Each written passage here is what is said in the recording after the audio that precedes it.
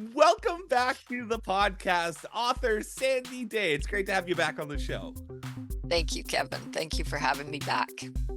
I'd love to know, last time you were on the show, you were talking about your book, Odd Mom Out, that had been recently released. You've got a new book out last week. How did the process of the new book, Where the Night Winds Wail, differ from the creation process of your last book, Odd Mom Out? Okay, this is a two-part question because I have a two-part answer. The last time we talked was when I re-released my book Head On Backwards, Oh, Chest Full of Sand. And so that was a whole different process than Odd Mom Out and Where the Night Winds Wail, because I was revising a book that was already written. So, but Odd Mom Out, when I first started working with you as a coach, as a writing coach, I came into the program with both.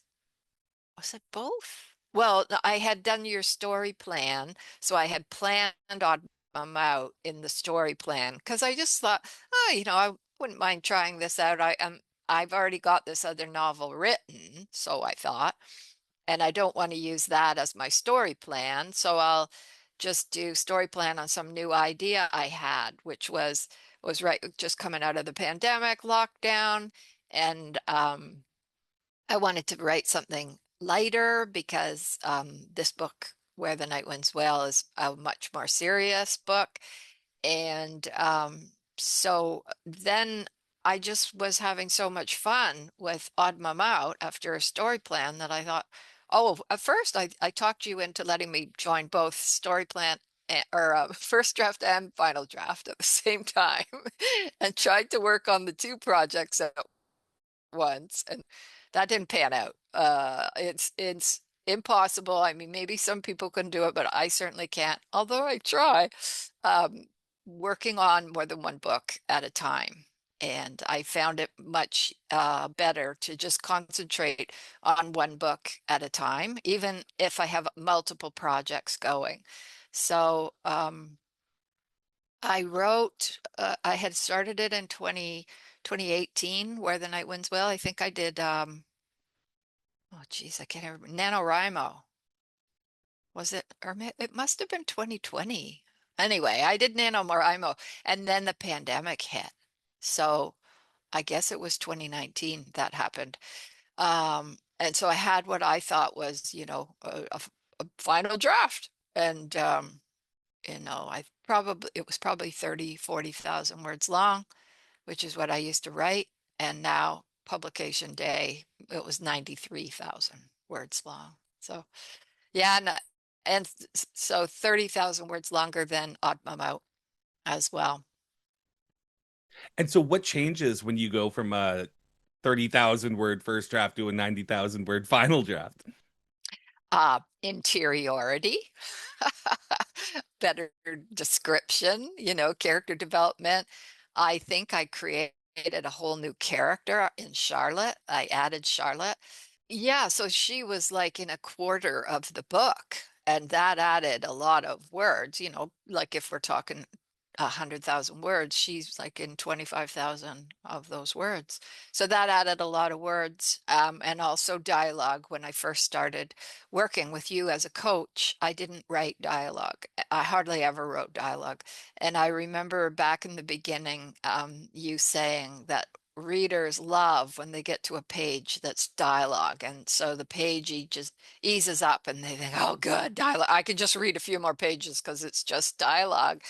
And so I just started adding dialogue, and so that adds a lot to a book as well.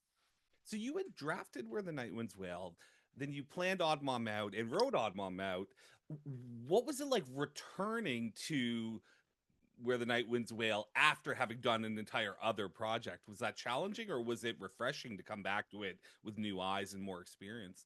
No, I'm like, I don't ever want to write a book like that again, in all those iterations and layers and stuff. It's that, what a ridiculous way to write a book. I don't advise that at all. It because you're unteasing stuff. And then there's lines and things that you really like that you wrote before that you don't, it's like, that kill your darlings. It's much harder to kill your darlings when they're like 5, 6 years old. I am right there with you. So my book that's going to come out at some point, it's done. I just need to get organized to launch it. I don't want to even admit when I last published a novel, but one of the reasons why is because I was working from a 15, 20-year-old draft, basically.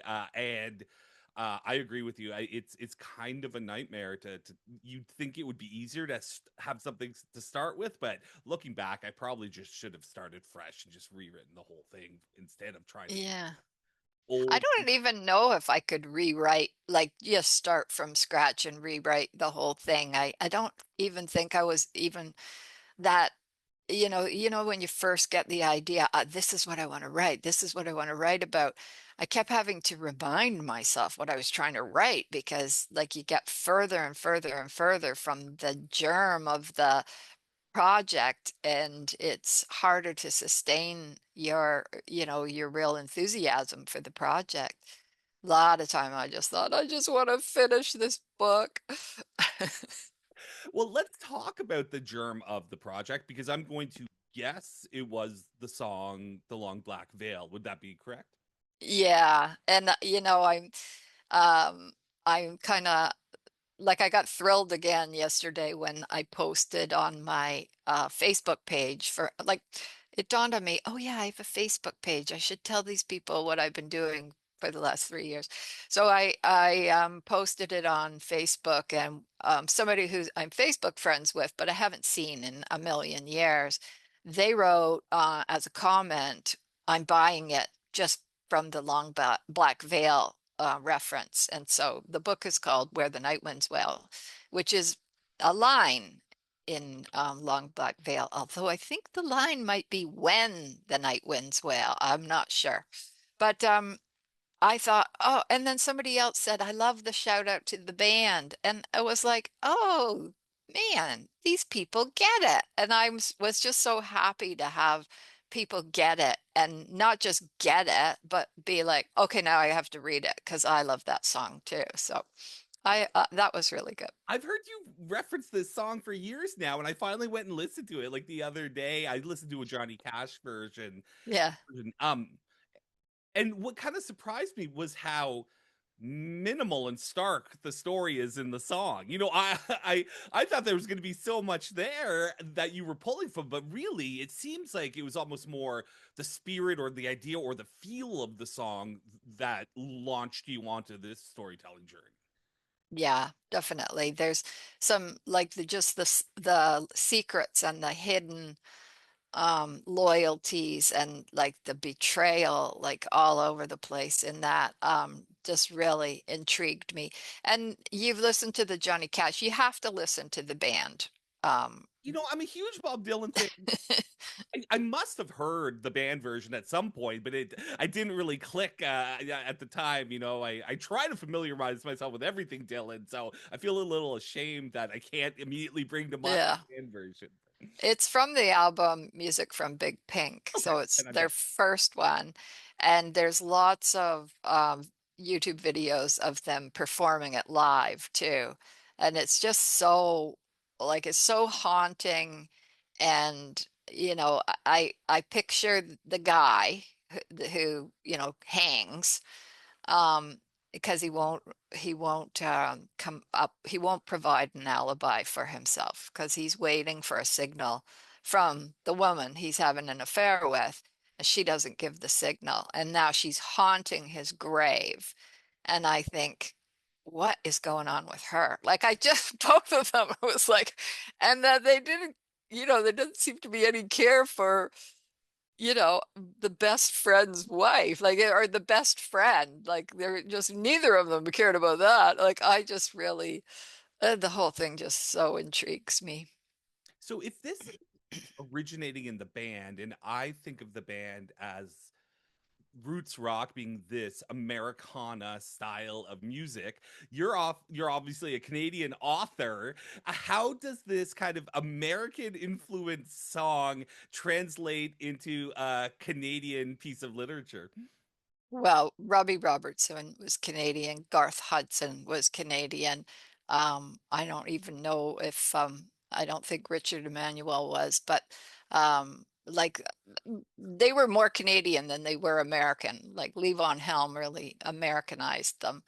Um, so I think of them, that was they were originally Ronnie Hawkins' band, and he was Canadian, I believe. So yeah, I never have thought of that. It's just like they were Canada's contribution to that whole rock thing.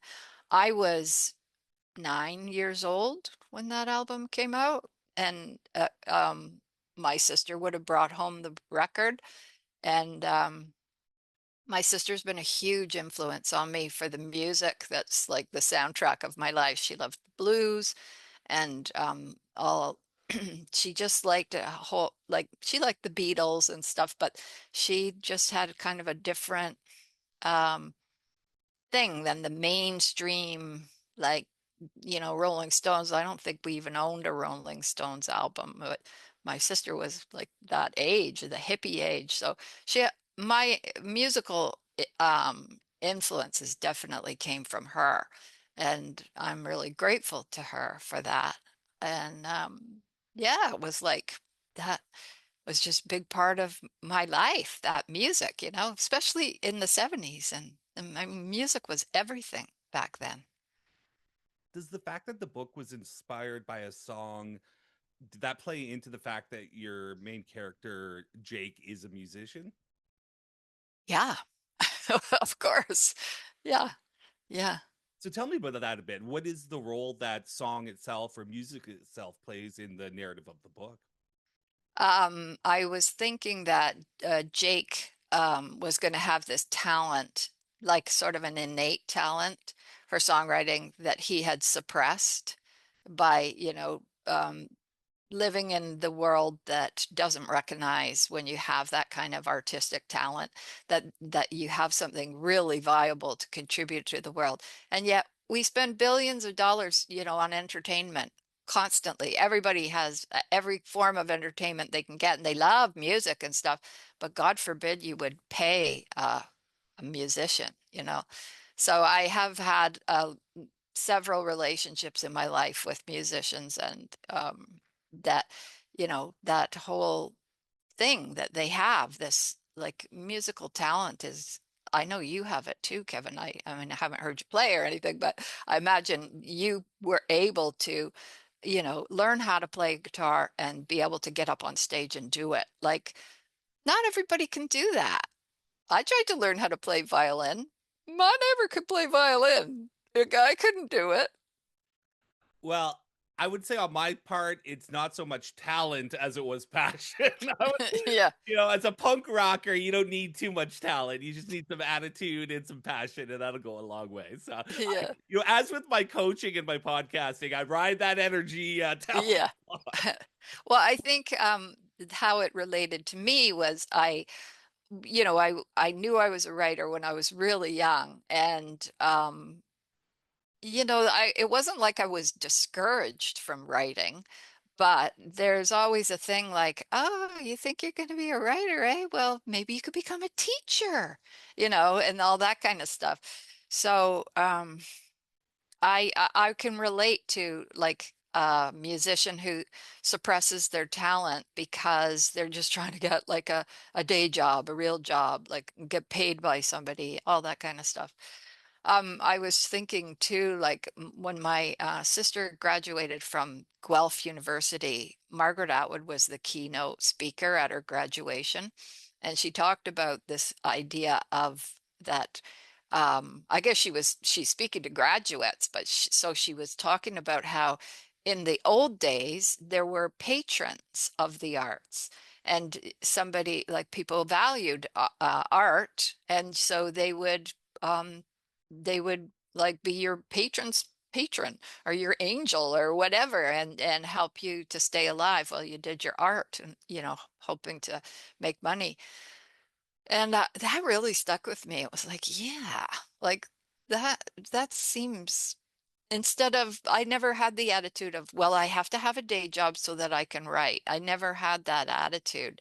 Um, when I started like really working full time, it was for myself in a business. And my writing just went right out the window. And then I had children and I didn't write anything. I didn't even read anything for about 7 years or 10 years or something. So I was really grateful when my writing came back and it just kind of exploded out of me. And it was like, oh, thank God it's still there. Yeah, I So mean, I was hoping to get that in Jake too, at the end.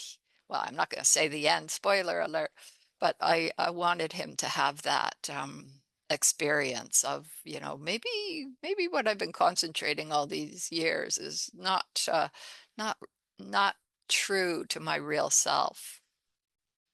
so you recently said that you're drawn to uh-oh love stories. Yes. What does that mean to you, and how does that describe this book? Yeah, that was in my newsletter and Substack post this morning. Um, the idea that, like, even Long Black Veil, I mean, songs, most songs are love songs, and um the songs that really get people, are those songs like Love Hurts and stuff like that. And love does hurt. But if you only read romance, it's always tied up in a bow at the end. Like, in genre writing parlance, it's you put right in the description, guaranteed HEA, happily ever after. And if you violate that as a writer, no, they're not happy. Romance readers are not happy with that. So I'm not happy with it happily ever after. I never have been. I think I'm too much a realist. I have a real hard time with cognitive dissonance, and I've discovered. Um, and so I have a hard time, like, sometimes I can't even watch like a rom-com on TV. It's like, ugh, no. Although I like humor and I like the comic side of things, and there have been lots of movies, rom-coms that I have, really enjoyed and really liked. But usually when somebody is really messed up, I like, one of my favorite movies is Silver Linings Playbook. So it's like a little funny. It's got a happy ever after, but it's, those two characters are so messed up. I love that when characters are really messed up. So, yeah, and then when they fall in love, it's it's explosive. I like that. Well, that was a perfect segue, Sandy, because in the notes for things I wanted to talk to you about today was the Silver Linings Playbook. So have Yeah, you and I ever discussed that film before or the book? I don't think so. Okay, because it's one of my favorite films of all time. And Oh, I really? also really enjoyed the book. I think the Ah, film made a smart decision where it basically cut act four of the book. It made the dance ah. competition the climax, whereas in the book there's one more act. Um, but that film, I saw the film before I saw the book, and it felt so real and so raw and so identifiable and so painful.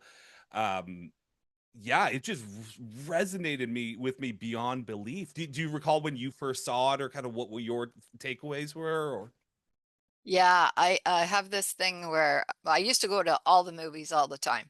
And I never wanted to talk about what they were about or who was in them. I was like, no, no, I just want to go in. I don't want to know anything about it. And I go in. So Silver Linings Playbook was one of those movies. Just walked into the theater with my friends, sat down and was like blown away, absolutely blown away, and just loved it.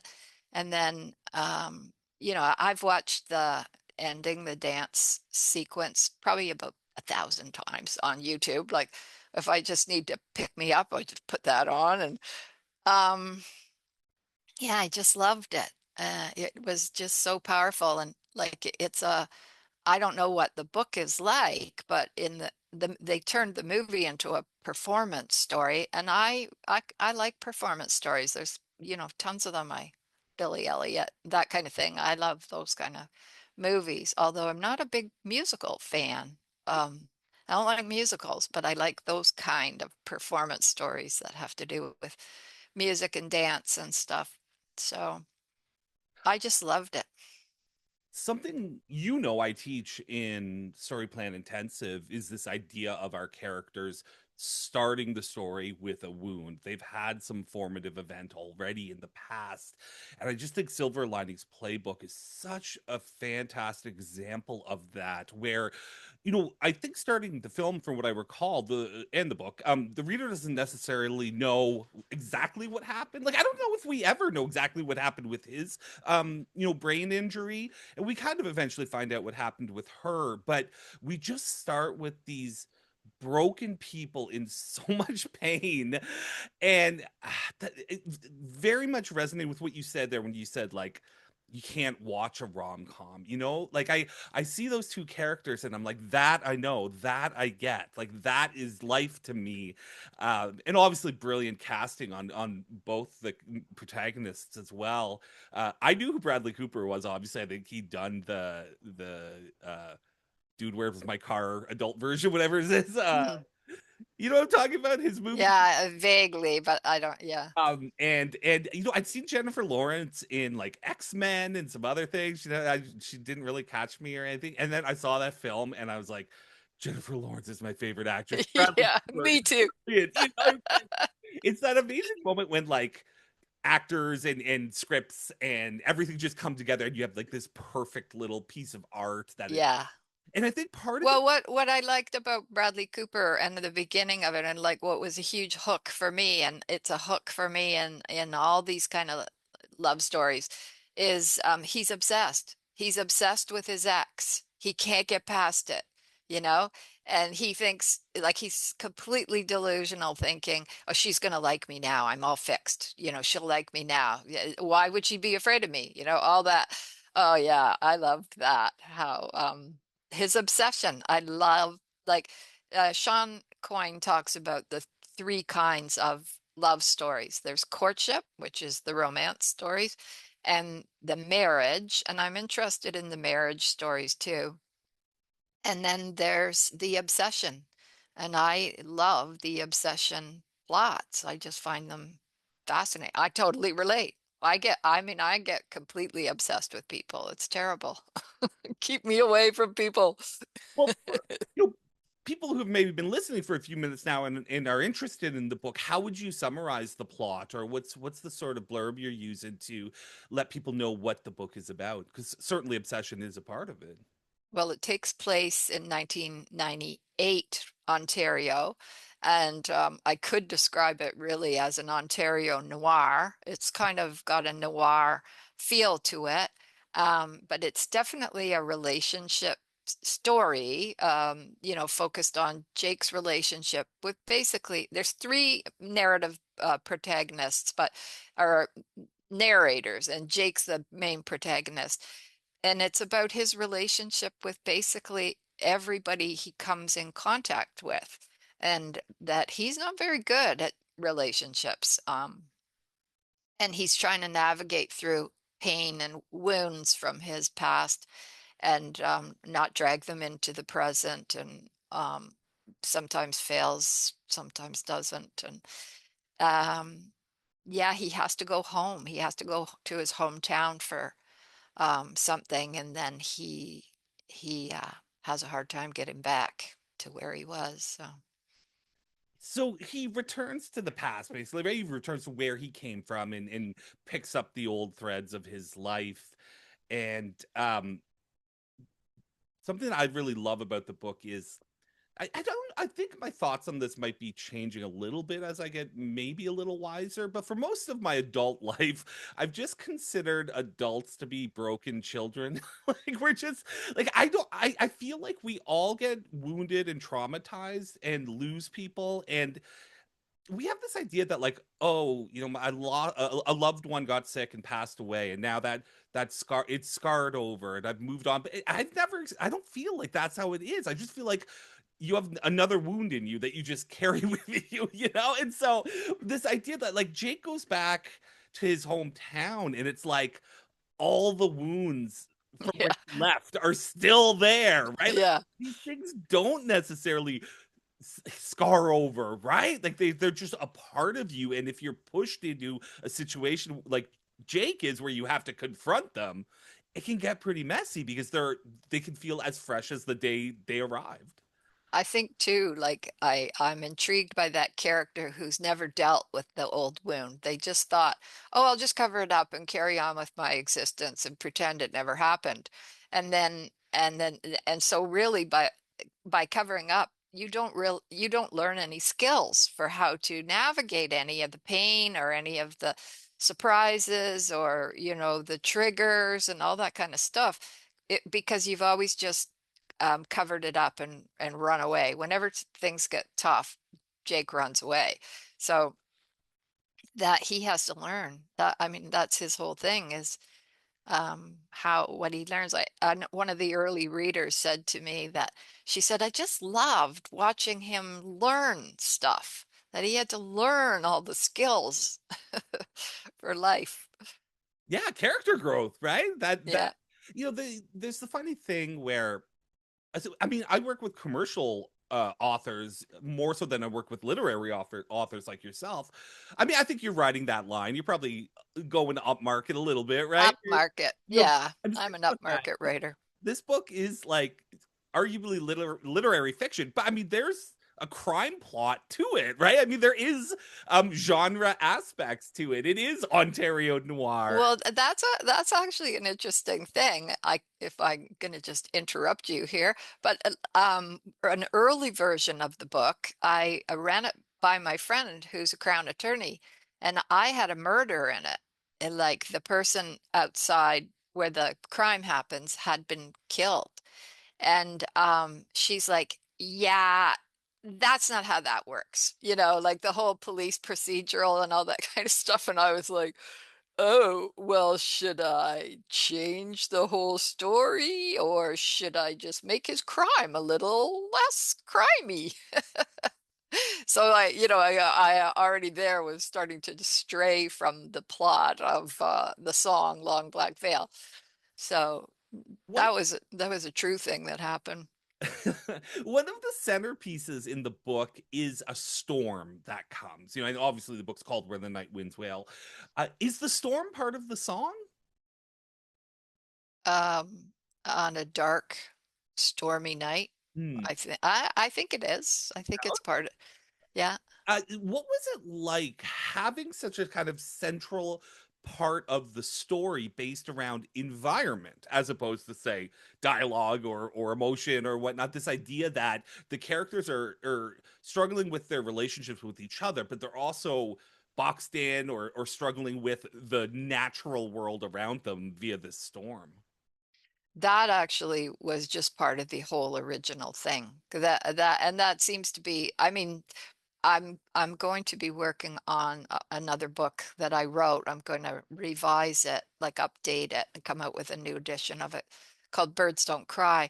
And I think that that's my strength is that environmental um atmospheric stuff. I wrote poetry before I wrote anything else, and that just comes naturally where you're talking about and the setting or the environment or the atmosphere, and you're just using language to get that idea across and not really in poetry it's like people my mom would say to me, it's nice. I like it, but I have no idea what it means. It's like it's cryptic. I'm trying to tell you how I feel without telling you how I feel. So then when I started writing prose, it's like as Kevin T. John says, you got to tell us how you feel. You have to put that part on the page, Sandy. So, yeah. Yeah, little. I mean that you you put that in such an interesting way that in some ways poetry is there's a rawness to it, but there's also almost a defense mechanism where you can use pure metaphor, or you can get pretty vague with it while pouring your heart on the page. And I think you're right. I think with an at least as you quote my own advice back to me, I do believe that in a novel, you do kind of have to lay the emotions bare, and you can't really hide behind metaphor. You need to really put on the page how that character feels, and quite often those feelings we're drawing from our own memories and our own recollections, and that I think that's one of the reasons why novel prose can be so challenging. In I mean, obviously poetry is challenging in its own ways, but I think one of the big things that writers struggle with is just the nakedness of it, of just putting emotions on the page in that manner. Yeah, and you can't just write she felt afraid. You have to describe how she feels inside. Like, how do we know she's afraid? Her voice is shaking, her, she's breaking out in a cold sweat, like whatever it is. And then trying to say that in a unique way without it sounding like every single other person who's ever said something like that. I like reading old literature and then finding things that are just so different the way they're said, that I highlight them in the book, thinking I'm going to rip that off. That's a really good way of saying that. The other day we were in a discussion and you said, "Hey, Amazon is how I pay my bills." Yeah. And I've noticed your willingness to revisit old material and improve it. Last time you were on the show, you were re-releasing Head On Backwards, Chest Full of Sand. Now you're redoing the covers of your books so that there's a consistent visual element to all of them. Uh, do you feel yourself becoming more professional or market savvy, or what's going on with your, you've been writing books and publishing books for a long time.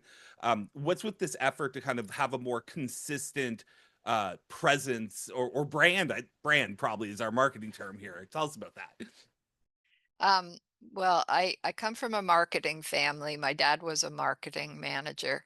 And my sister, who I went into business with in the 80s, was also a marketing manager and with a degree in marketing. And so we were in a retail store. So marketing was like, top priority. What are we doing here? How are we marketing? And so the idea of brand marketing, how to make something seem really unique in a market, like just in the world, that's just a challenge that I really embrace. And knowing that there's all kinds of ways you can do it without having to do advertising, or there's just so many different ways of doing it. So um, there's sort of a belief that you can't be an indie author and write literary fiction.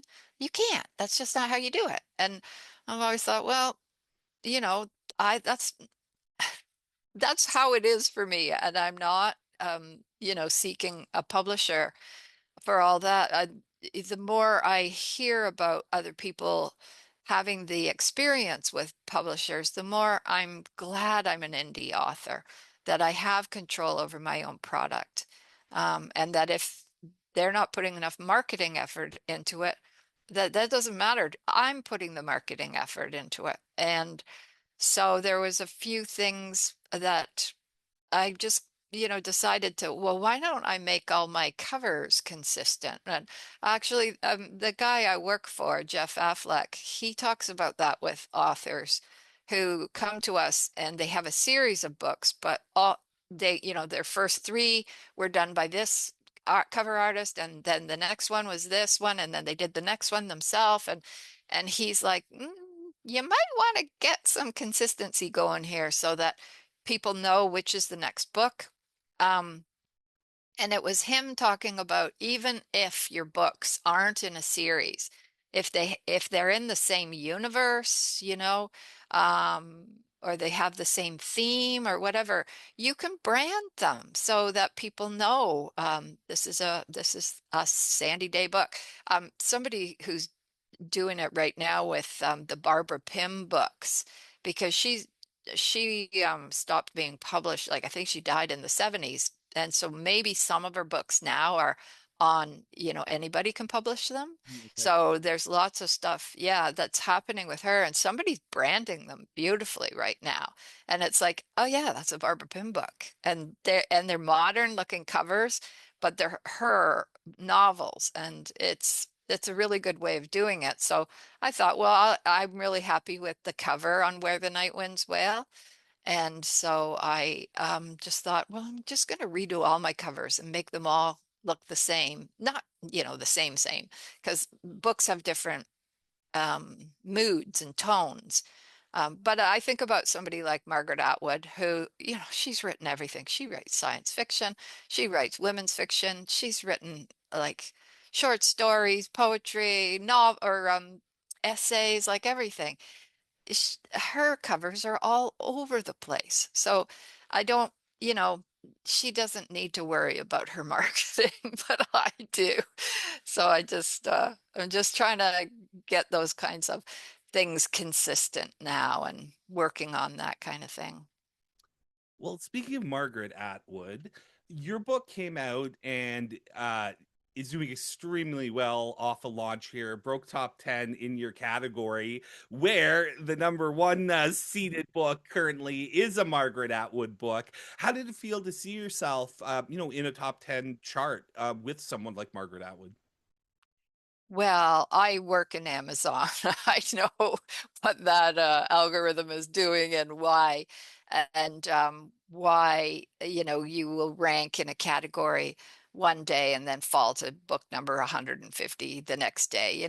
I know why that happens. And because my book has just come out, and so it's had a big surge of sales, it's basically how many books you've sold in the last 24 hours that pushes you to the top of those categories. So some categories are pretty uncompetitive, and you only have to sell like 10 books in a day and you're number one. Other categories are harder to rank in. But I was pretty pleased to rank in psychological literary fiction. That was pretty awesome.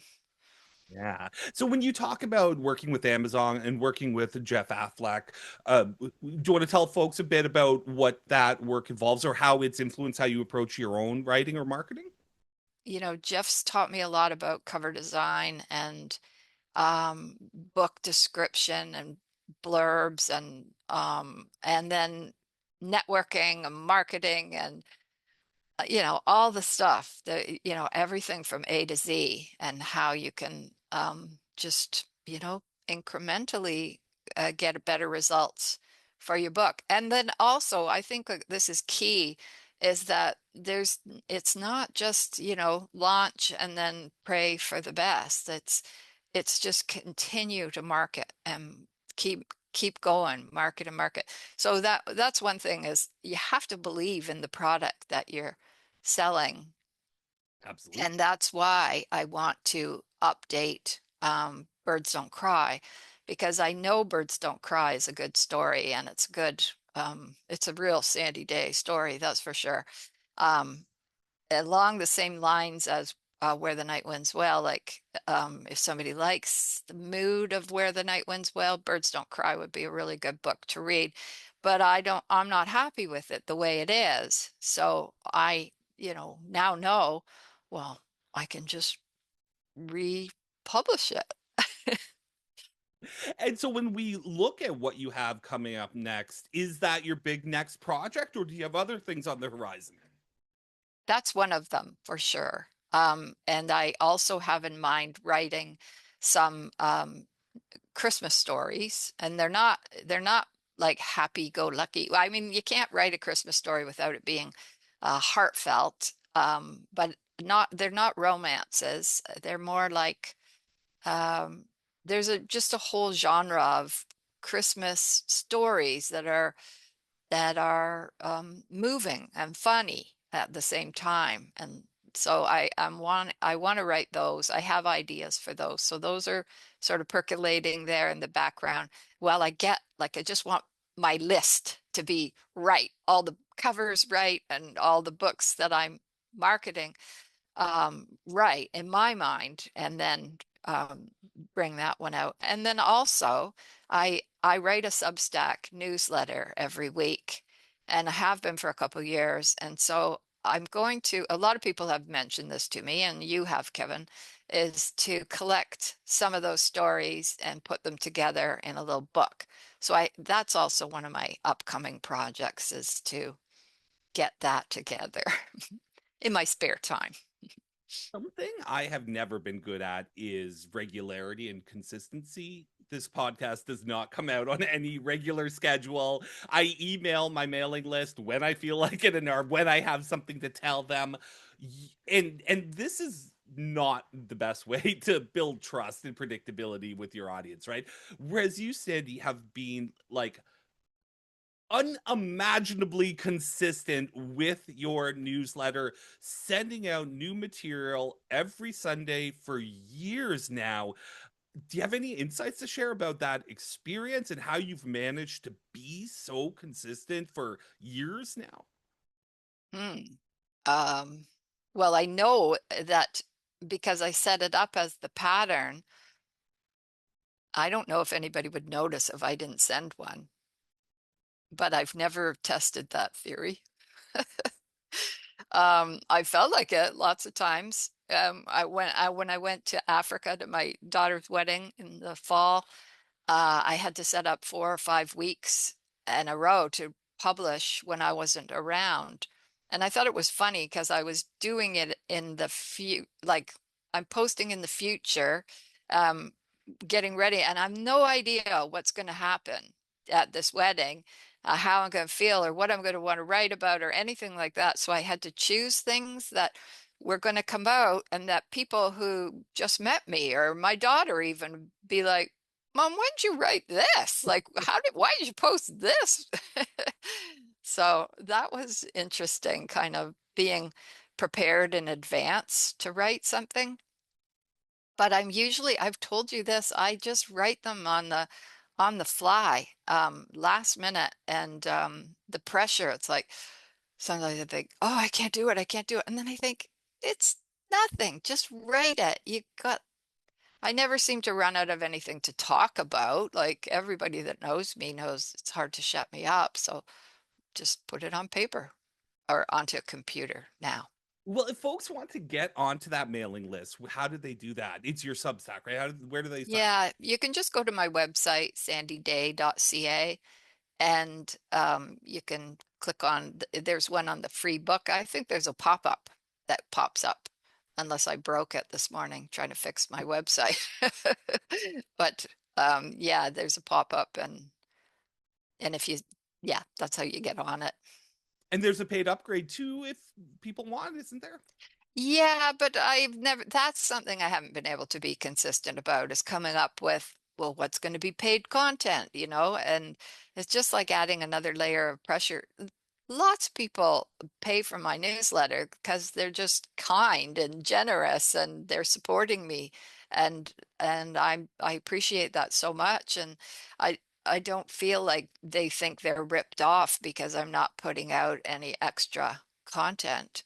So that's what I've been doing for now, and just keep a lot of people that I follow on Substack don't charge anything for any of their content, but they are supported by readers and listeners. They might have podcasts or something.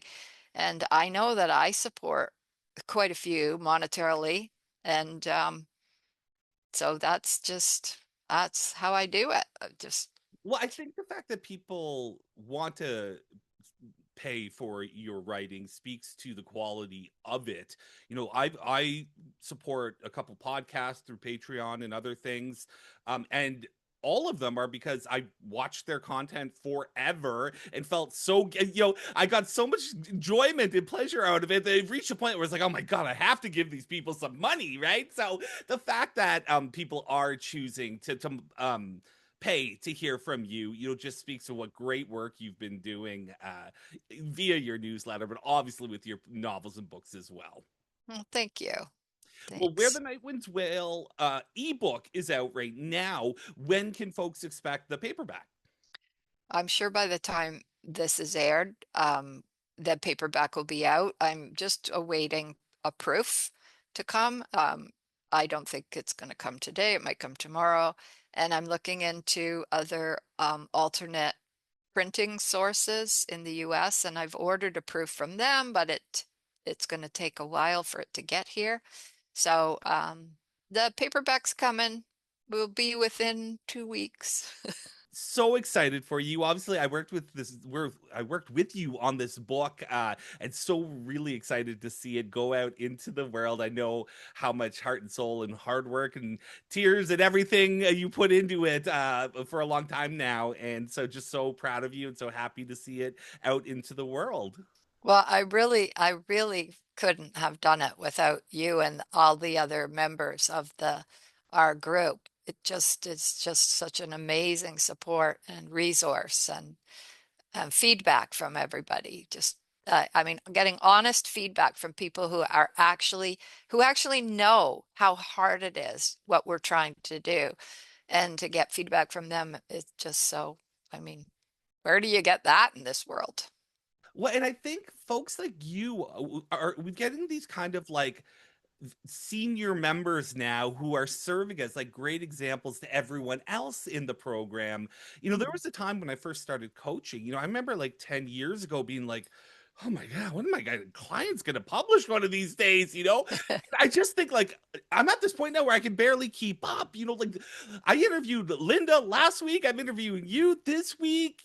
Jenna Wild, I'll probably get on the podcast as soon as I can because her book is out. It's like there's so many of you now who are just absolutely killing it. And not just writing great books, but launching good campaigns, doing the right stuff on the marketing side, and like really building professional author careers. And like I said, it's just like an honor to get to see you folks go on that journey, and it just makes me so proud when you get the accolades and the success that I know you deserve. Oh, thank you. Thank you so much. Well, I will thank you for joining me today on the podcast, and I'm sure I'll get you back on again when the next book comes out. Yeah, whatever that might be.